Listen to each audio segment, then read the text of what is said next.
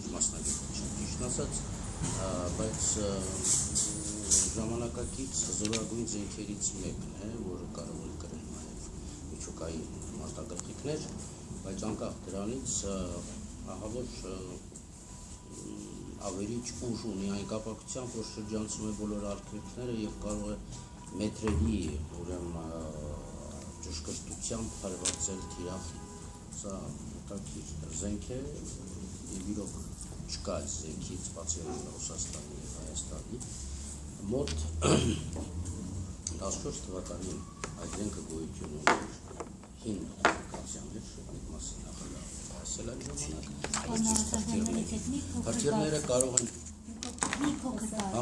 քրթիռները կարող են լինել 300 կիլոմետր 700 կիլոմետր հեռավորությամբ մերն է, թե մերը չէ այդ զենքը, իհարկե մերն է, դրանում երկու կարծիք լինի չի կարող,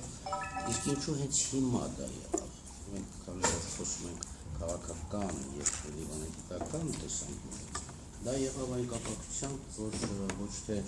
Ռուսաստանի համար Հայաստանը շատ կարևոր է որպես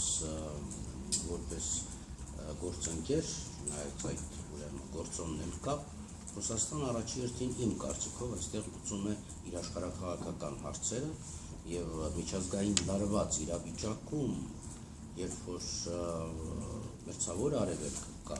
դրան ավելանում է հեռավոր արևելքի վտանգները, ես հիմա չեմ ուզում անդրադառնալ այդ բոլորին, ինչպես նաեւ Միջին Ասիայի վտանգավոր իրավիճակը,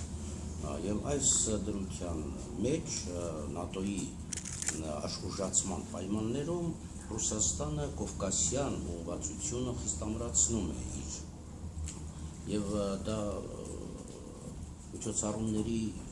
շարքի միջոցառման շարքից հերթական քայլն է, եթե հիշում եք որոշ ժամանակ առաջ Կովկաս զորախաղերը տեղի ունեցան, դրանից ավելի առաջ հայկական եւ ռուսական զորամիավորումների համախմբում եղավ, այս բոլորը ունի մի նպատակ Ռուսաստանի դիրքերը ամրացնել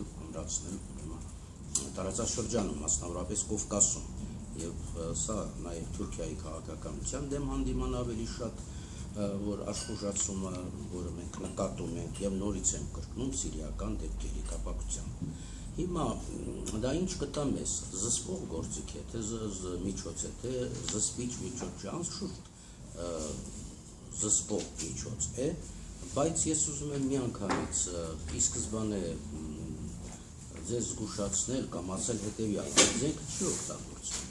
ինչպես նաև այն ստրատեգիական այն կարևոր զենքերը, որոնք կա ադրբեջանական զինանոցում։ Ինչու համար, որովհետև օգտագործել այդ զենքերը նշանակում է դա կլինի վերջը բոլոր տեսակի, այսպես ասած, հարաբերությունների եւ ոչ Ղարաբաղի հարց կլուծի, ոչ Հայաստանի, ոչ Ադրբեջանի, դա կլինի մեծ պատերազմի սկիզբ, բայց այդ զենքը ինքնին շատ կարևոր գործոն է եւ հոգեբանական առումով, մեր ժողովրդի համար, որտեղ պատահական չէր նաեւ ընտրված այս պահը, որովհետեւ հակառուսական տրամադրությունների դեմ հանդիման է սարվում, ես կարծում եմ, որ դա կարող է մեղմել այդ քաղաքական իրավիճակը, որը բացարձակապես մեր օգտին չի խոսում։ Հիմա տեսեք, եթե մենք նայելու ենք հետագա զարգացումները, ապա կարող ենք ասել հետևյալ, եթե խորը մեծ առումով մոտենալու ենք, կա ռուսական ռազմական դոկտրինա, հայեցակարգ, որի մեջ ասվում է, որ Ռուսաստանը պաշտպանում է իր իրավունքները,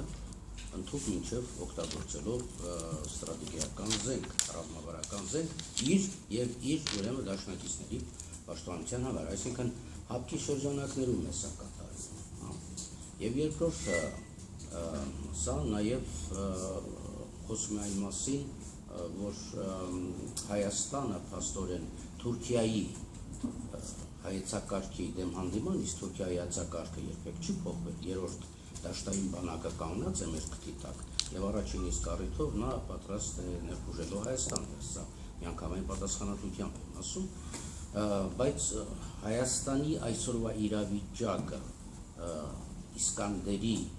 ձեռքբերումով փաստորեն վերջակետ դրեց Հայաստանի ստրատեգիական ապահովության գործում,